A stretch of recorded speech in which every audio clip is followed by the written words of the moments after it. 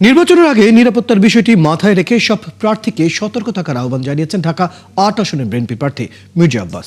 রাজধানীর শাহজাহানপুরের আমতলা মসজিদে জুম্মার নামাজ শেষে নির্বাচনী প্রচারে নেমে তিনি সাংবাদিকদের কথা বলেন। এই সময় মির্জা আব্বাস অভিযোগ করেন বিশেষ দুটি দলকে প্রাধান্য দিচ্ছে প্রশাসন সহ সংশ্লিষ্টরা। এই সময় শাহজাহানপুরের বিভিন্ন এলাকায় ঘুরে ঘুরে ভোটারদের সাথে সাক্ষাৎ ও বিভিন্ন প্রতিশ্রুতি দেন তিনি।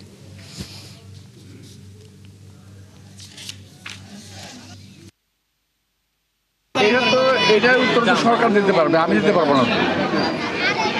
এই দেশে মানুষের নিরাপত্তা দায়িত্ব সরকারের, আমার তো না।